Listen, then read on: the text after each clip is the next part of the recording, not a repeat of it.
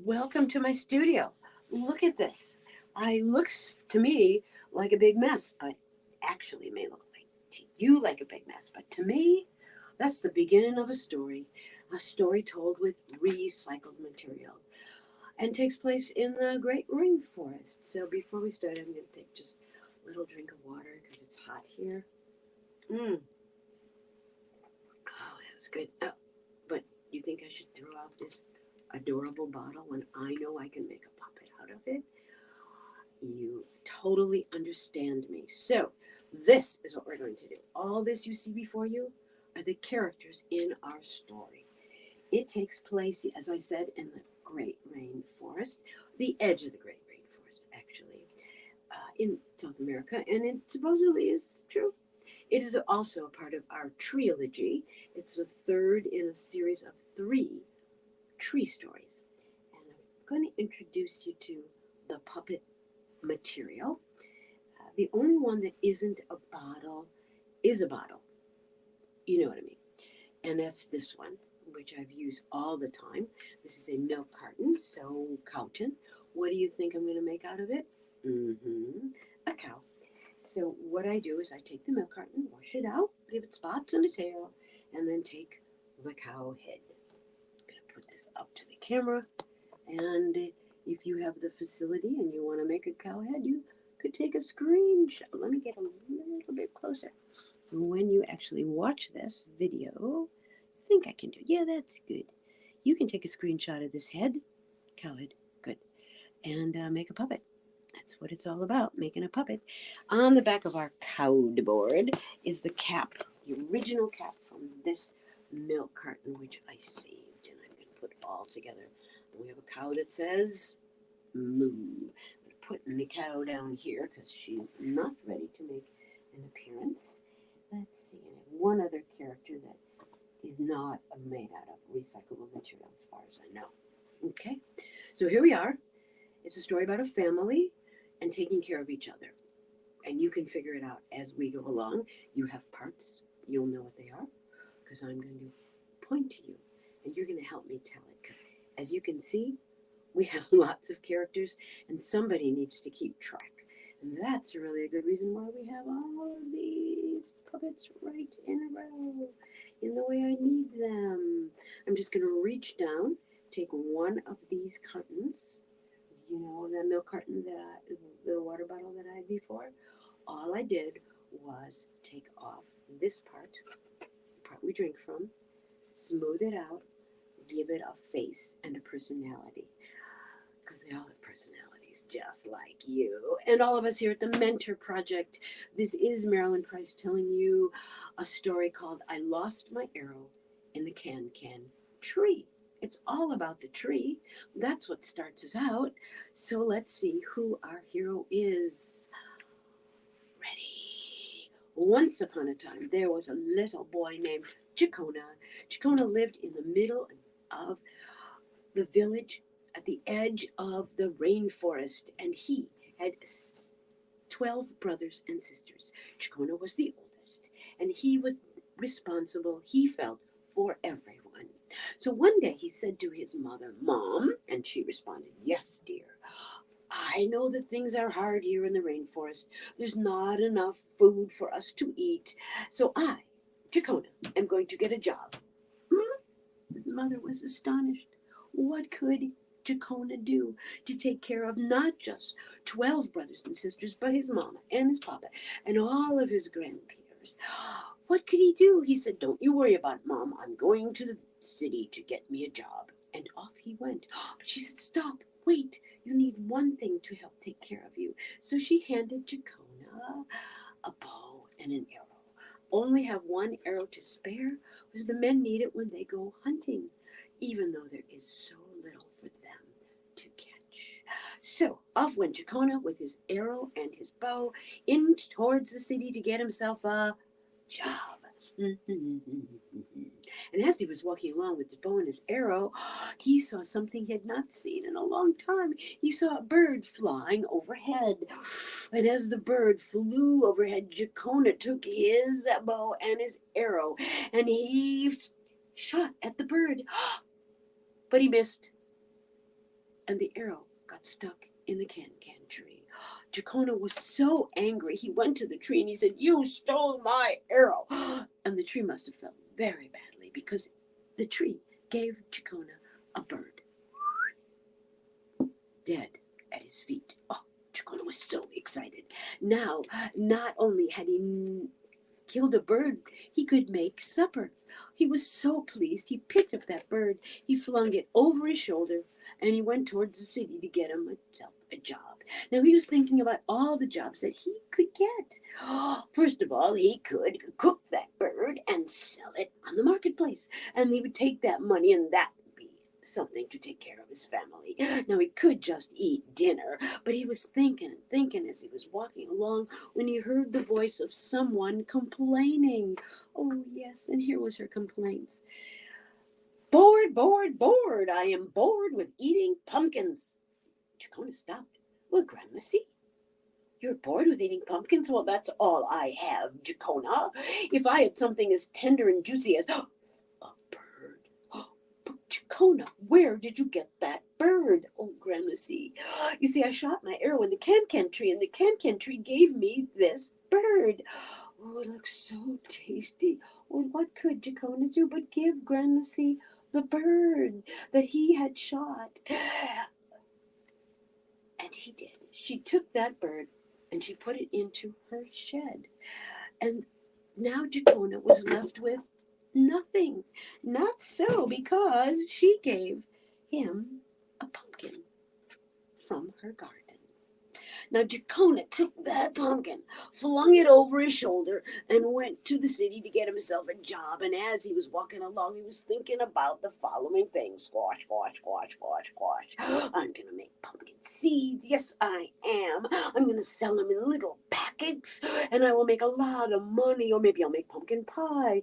And as he was dreaming about all the money he was going to make using that pumpkin, he heard someone else complaining and whose tummy was grumble, grumble, grumble, grumble, grumble, grumble, grumble, grumble. "Oh, young man, what have you there?" "Oh, I have a pumpkin." "Oh, young man, you are so fortunate. If I had a pumpkin, I would have lunch." Oh, dear, what was Jacona to do? He loved to take care of everyone, so he gave the carpenter his pumpkin. Now the carpenter took that pumpkin, put it carefully away in his storeroom, and now Jacona has nothing. Not so, because the carpenter took a beautiful hunk of wood and he handed it to Jacona, and he said, "There's some wood from my carpentry shop. Treat it well, and maybe you can make something lovely out of it."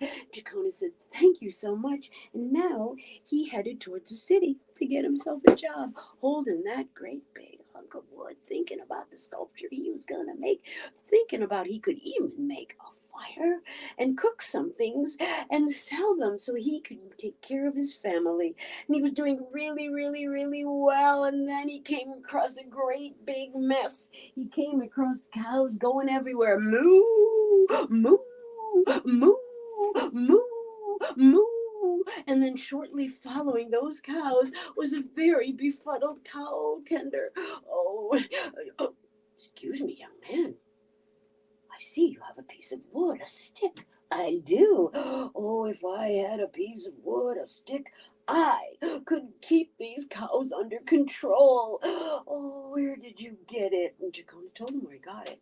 You see, I shot my arrow in the Kankan tree, and the Kankan tree gave me a bird, and I gave that bird to my Grandma C, and she gave me a pumpkin, and I gave my pumpkin to the carpenter, and he gave me this stick. Oh, I could use that stick, young man." So what was Jacona to do? The kind and generous young man, he gave the cow tender the stick, and he got those cows all in line, and it was good, except for Jacona, who seemed now to have nothing. But not so, because the cow tender gave Jacona a cow. So Jacona took that cow, and he flung it over. No, he didn't. He actually walked down the road with the cow next to him, and he was thinking about all the things you can do with a cow. For example, you can milk the cow, You could have a dairy. You could make butter and cheese. So many things to do if you had a cow. Oh, he was so excited to show his mama and his papa and his brothers and his sister what they were going to do with the cow as soon as he got to the city and then found a job. And then he saw someone working on the road. It was a construction worker. He was digging and digging and digging, and along comes Jacona with this cow, and the construction worker said, "Oh, I am so thirsty, young man. Where did you get that cow?" Oh, Jacona said, "Well, happy to tell you.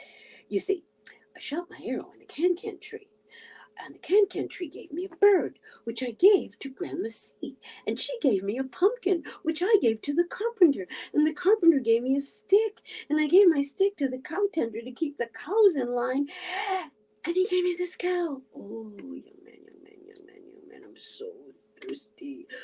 If I could just have one nice drink of milk from your cow, that would make me so happy." But Jacona was a very generous boy, as you probably figured out. So he gave the road builder the entire cow. Oh, that was wonderful. And you would think that at this point, Jacona really did, in fact, have nothing. Because what could you get from a road builder in the middle of digging a road? Well, as it happens, that road builder, oh, he was digging along in the middle of seemingly nowhere, and he kept finding these rocks. But they were shiny rocks. He said, "Now, young man, I have no use for these shiny rocks, but I was wondering if you perchance would like them. They're awfully pretty, don't you think?" But Jacona looked and said, "They are very pretty. Maybe my mama would like them." So Jacona took those rocks, thanked the road builder for all of his work building the road so he could get to the city in the best of time. And there he landed with a whole bunch of pretty shiny rocks, and that had nothing to do with them. But he had come to find himself a job, and so he looked. He looked to the right and he looked to the left. He looked up and he looked down, and he could not find a job. So he decided he would go and visit his Royal Majesty, the King. He rang the kingly bell. Ding dong! Now things were pretty bad at the castle, and so the king answered the door by himself.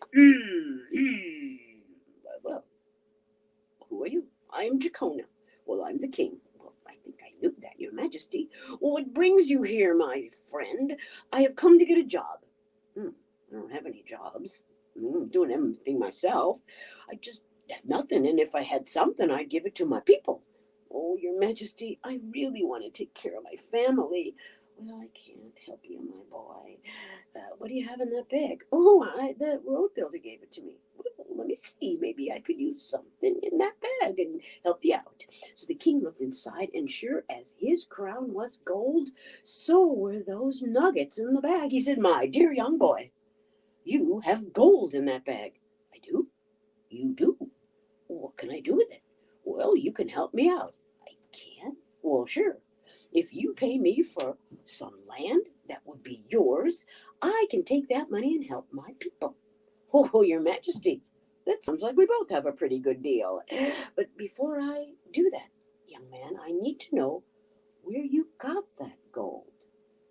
"Well, it's really not very complicated. Would you like me to tell you?" "Oh, I'd love it." "Well, you see, I shot my arrow in the Kankan tree, and the Kankan tree gave me a bird." "Oh, yeah, okay." "And I gave my bird to Grandma C because she was hungry." "Oh, that's nice." And Grandma C gave me a pumpkin. "And I gave my pumpkin to the carpenter because he hadn't had lunch. And he gave me a stick, a beautiful stick. And I gave that stick to the cow tender so he could get his cows in line. And then I gave the cow to the road builder because so thirsty. And then the road builder gave me these coins that he found in the road because he didn't need them. He was paid in another way.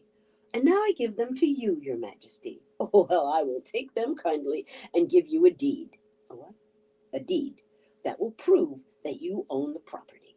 "Why, thank you so much." Well, the king went into the castle and he brought back Jacona a piece of paper with everything that he needed to know about the land that he was about to tell his mama he got. Now, I do not need to tell you how fast Jacona ran home to tell mama. He went all the way through the forest.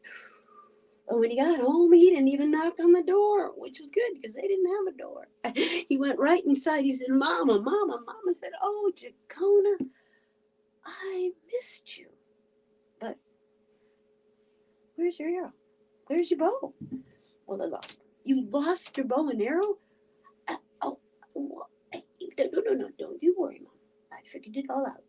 I'm going to take care of you. I love this boy, but how is he going to take care of all of us? Especially because he seems to me that he has nothing. No, Mama, do not believe appearances. Here is what I have for you. She gave him this piece of paper, and on it, she read all about the land they now owned. It was the land that they lived on. And they could farm it, but she was a little curious. So she did what all good caregivers and adults and mamas and papas and sisters and brothers did. She asked him a question. She said, Jacona, where did you get this deed? Mama, listen carefully because I'm going to tell you. You know that bow and arrow you gave me? I certainly do. Well, I shot my arrow in the Kankan tree. And it kept it. Oh no.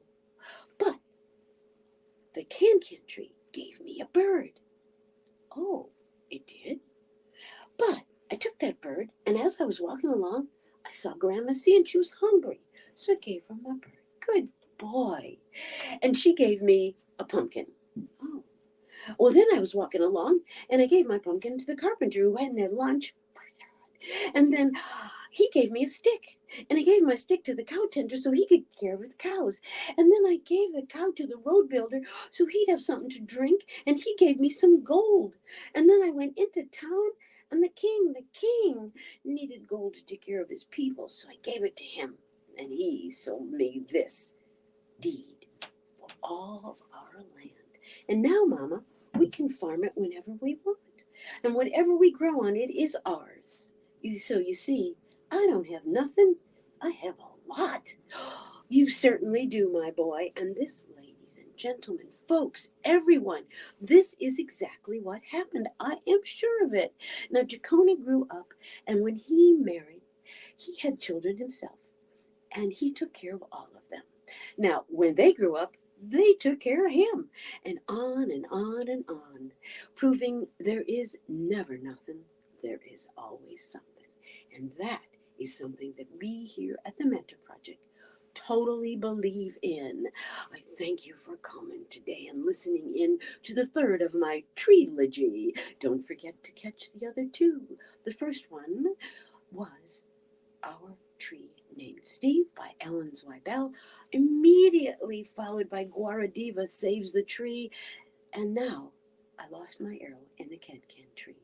You can read them in one, see, and look at them in whatever order you want, because they're all about trees and they're all about you. And so, my friend Jacona and I are going to leave you with this wish. We are tremendously proud to be able to entertain and educate all of you, and that in the middle of the rainforest is how we say goodbye.